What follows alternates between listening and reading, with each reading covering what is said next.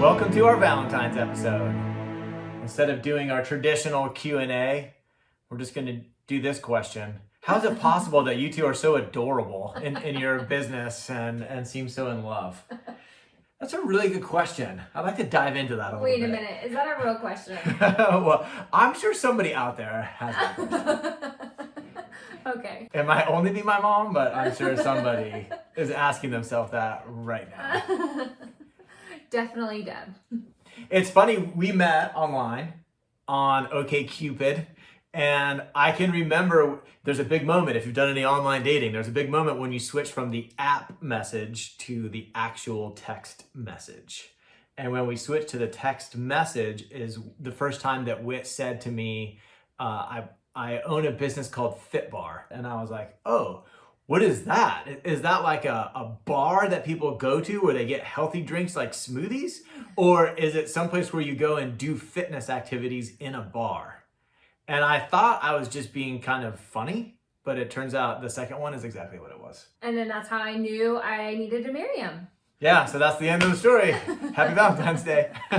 No, but a little behind the scenes was very bold of me to come out with that being what I did. Yeah, that's true. I didn't even know that at the time.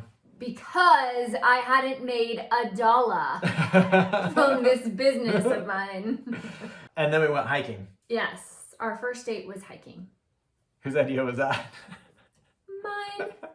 And this is why. And okay, I'm curious to hear why this is. You can relate. I didn't want to be on a dinner date and need to go past an extended amount of time that I was comfortable with to wait for the check or to finish eating.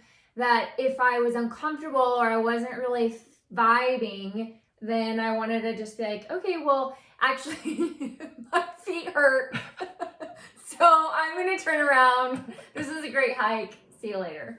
Yeah. So it just seemed like a little more comfortable, friendly, not so much pressure, and easy to escape. The crazy thing was hiking would be my ideal first date. But I didn't want to invite a strange woman hiking with a strange man. Would you like to go out in the wilderness with me alone, who you've never met? And so I opted for dinner, and then Whit's like, how about we meet and go hiking? And so I was stoked about that. Yeah.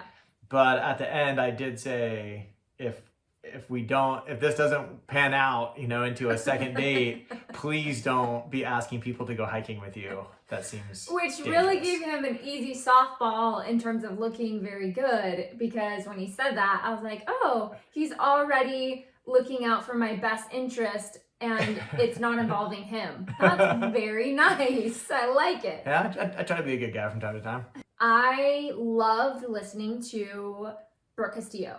And she wasn't my life coach yet. However, I would listen to her podcast every single Thursday. And as Jake and I started dating after our romantic hike, then we would listen to it and talk about it. And it was really cool because we were living about an hour and a half apart. Mm-hmm. So it gave us an awesome opportunity to both listen to it. Usually...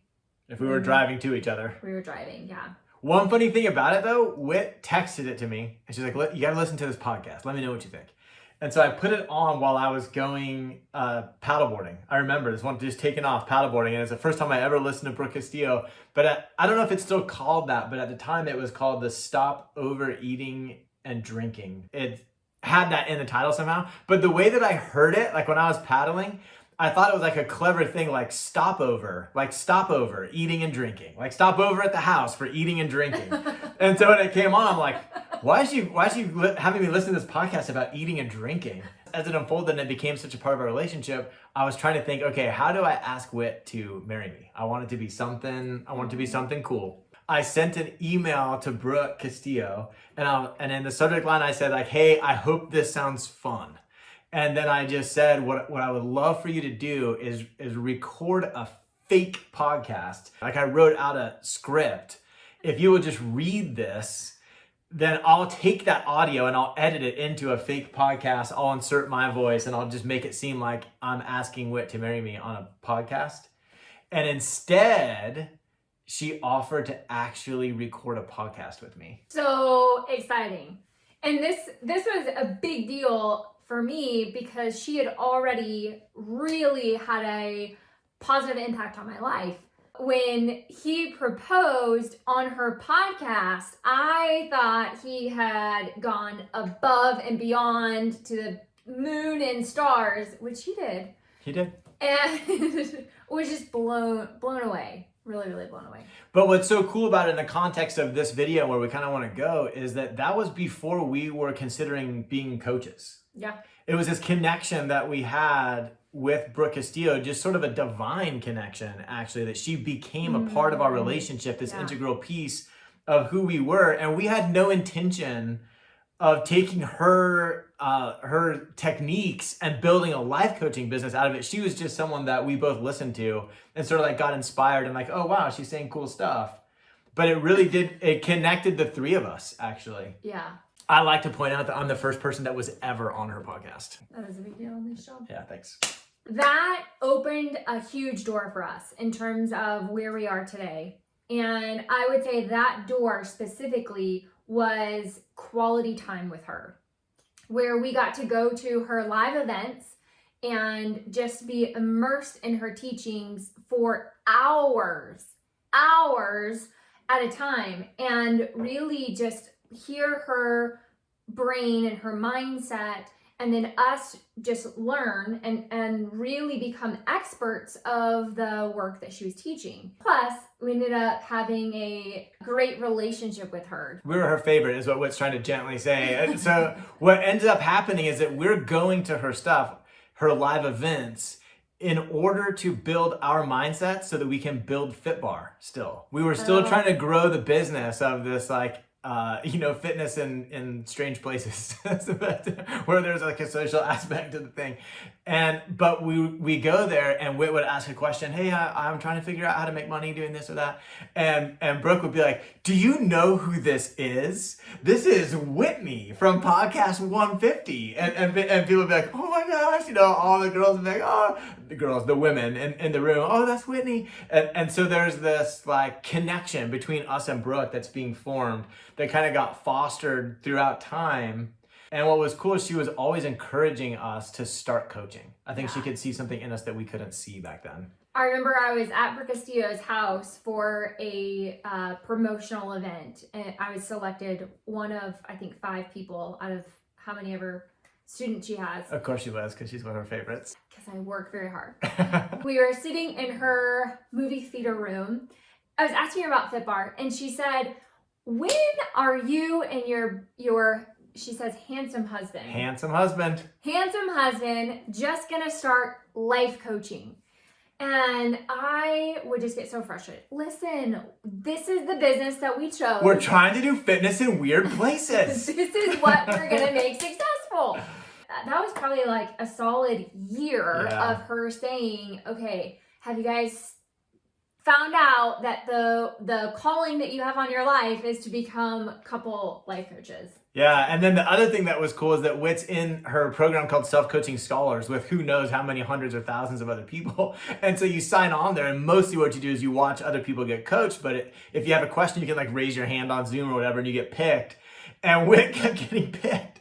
And she was picked so much that people were like complaining that all that's happening is that Whit's getting coached. And so on one episode, Brooke actually addresses it directly. She's like, I keep getting all of these comments, that how come Whit always gets coached? How come you're always coaching Whitney? She's like, so today we're going to start off with Whitney. What do you have? And she was like sort of just laying down the hammer of like that she doesn't give in, right, to the pressure of people pleasing the people out there. But at the same time, it was awesome because Whit kept getting coached and kept getting all this personal attention. And so Whit has a story in her mind that it's because she was courageous and worked hard on everybody. But I know that Brooke just loves us. Oh, yeah. Well, she definitely has a special place in both of our hearts, and has been what would you say, like pathway? Yeah, absolutely. Us being life coaches. She equipped us. Sure. She taught us the foundations of this entire industry. And I feel so grateful because we didn't seek her out for this. Mm-hmm. We were led to her, divinely led, I would say, because of the pairing of our marriage and our business in our relationship with her. And so I'm so grateful because I believe that she has the strongest foundation for life coaching of all the life coaches I've come across since that teach other people how to do this. And so it is just a divine blessing that she's the one that equipped us, because that's who we were connected with and tied to early on. And it really has, I believe, tethered our business and our marriage permanently together, which is what makes it such a cool business love story. Yeah, so sorry, babe. For life. It's got to be this way. Now we decided to double down on that and really intentionally combine our business and our marriage in such a way that if our marriage is not going well, the business is not going well. Because we really do like the idea of removing the temptation to get sort of fear-based about money and decide, hey, let's prioritize the business and put our marriage work on pause. And then the marriage ends up being pushed to the side.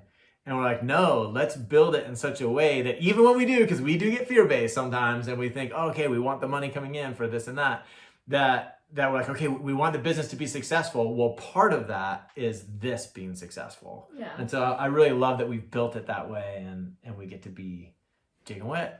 Yeah. And let me tell you, it's not convenient. But we wouldn't have it any other way. So happy Valentine's Day. This is the day when we talk about why it is convenient. That's for another episode when we talk about the struggles. Well, I just don't want to paint this picture of Jake and Whitney have it all together and their marriage and the business and all the things when that is true. It is true. So we might as well just paint that picture because that's the way it is. And it's not convenient because we do have to intentionally work at it. Even when I'm like, I'm mad at you, I don't want to talk about it, but we have to do this YouTube video. So let's go. That didn't happen today. You're not mad at me right now. That you know of. Dang it. It's all right. She's great at forgiveness. We'll be fine. Yeah, we're good. So anyway, we just kind of wanted to show that for Valentine's Day that, oh, this is great. That we really do love being able to show up in the world like this as just, two people that are in love, have a Christ-centered marriage and giant business goals, and out to help as many people as we can. Yes. So thanks for taking your valuable time to hear how this has become this. Well said. Hey, thanks for watching this episode of Ask Steadfast. Whit and I are super excited to use this avenue to sort of spread our message. And so it would mean a ton to us if you'd subscribe to this channel. Additionally, if you have any questions you'd like to see addressed in future episodes, whether serious or funny, we'd love to see those in the comments. So leave that in the comment below, and we'll see you in the next one.